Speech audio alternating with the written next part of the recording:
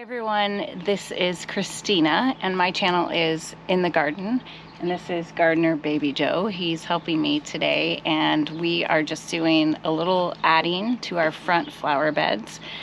Today we're adding the Arctic Fire Dogwood, which I've really liked and really wanted one in my yard, and I've had it for about 4 weeks and I was trying to decide where to put it.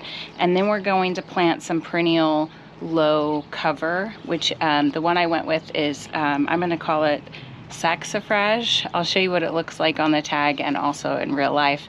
I already have some purple ones that I really enjoy up front in the front of my yard, and I'm gonna plant some pink ones. So take a look at the tag. I'll show you we've already dug the holes. I've brought out some potting soil to fill in. We're going to use our Biotone fertilizer. It's a starter fertilizer for new plants, and I'll go ahead and show you the live plant so you can see the root structure as well. So let's take a look. Okay, these are our two tags. This is the Arctic Fire Yellow. It's a yellow twig dogwood. Now the best part about this is it's literally neon yellow during the winter months, which is super cool. And this is our ground cover, and actually both of these plants look just like their tags, so we'll go over there and look at it.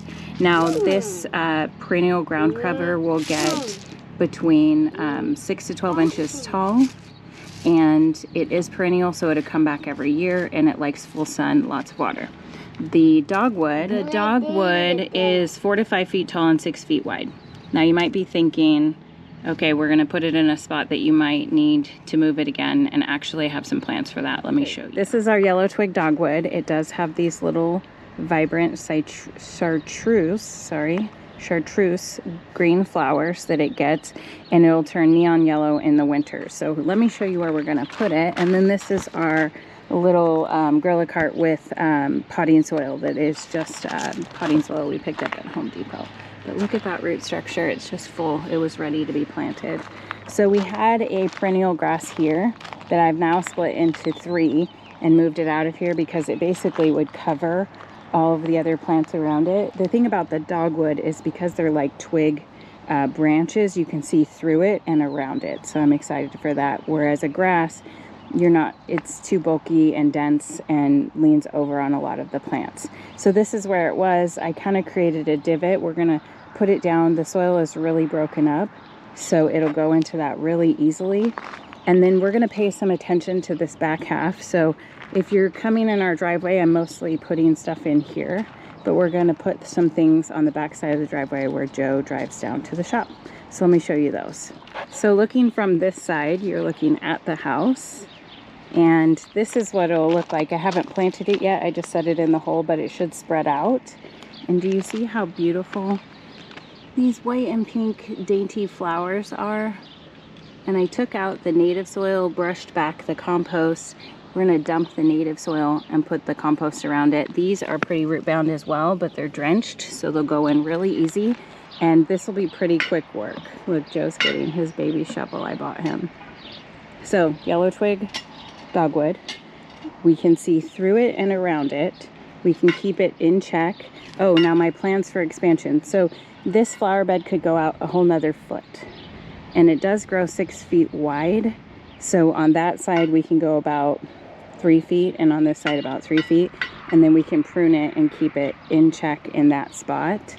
Obviously it won't get that big for quite some time, so we have some time to think it through and look at what our options are. And then, like I said, we're gonna space these here. Now I've got 2 over here and 2 over here. If you notice, I don't have anything right in front of the tree. Even though that's sitting there, the hole is actually right here. Now part of the reason is because I had to create some separation for the new root growth of those new trees that we just put in. They're beautiful.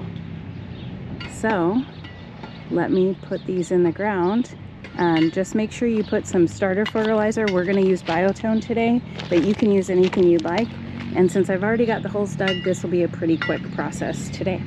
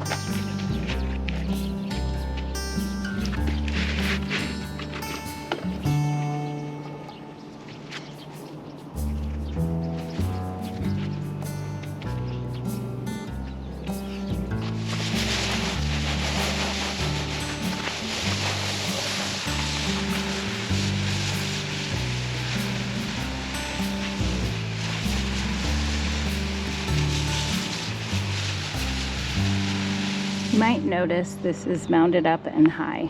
Well, when we dug the green perennial grass out, all the dirt I put back in is very loose. So my belief is that it'll sink a little as it compresses down. And so what we can do is we can keep moving the soil up to the root system, but having it a little high will also help us create slight level differences. This is not a mound where we're going to create much height difference, but as you can see, some of the tulips are a little lower, so if we can maintain this, it'll be pretty cool. Those are our alliums. I believe they are Globemaster alliums. Part of the reason I cut the leaves back is because I transplanted them here and the leaves died back, but I didn't want to cut the leaves all the way back because they need that to soak in the sun. So, all right.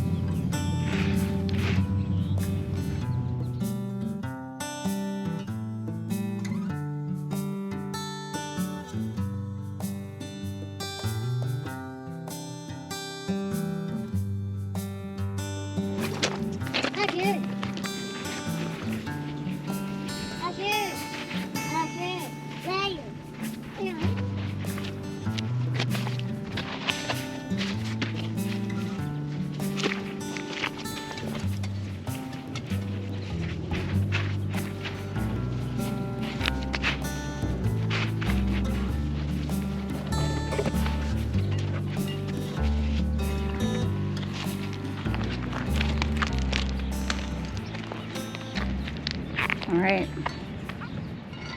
Okay, so we've got 2 there and 2 there. That's that rose bush we moved. And then the same plant in a different variety is the purple one. And I think you say Saxifrage or Saxifrage, however you want to say it.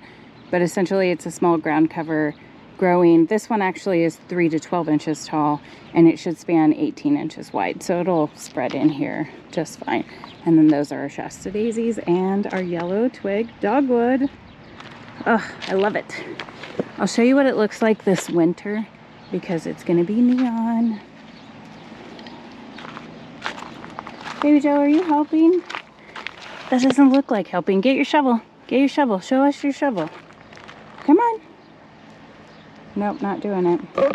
All right, everyone. That was a shrub called yellow twig dogwood, and it'll look amazing in the winter if you're looking for some color in your garden, and then some ground cover. Don't forget, both sides of your bed need vertical and visual interest. In this case, it won't be very vertical, which is why you want to put it on the edge or a border, which it said on the tag a rock border or a rock garden.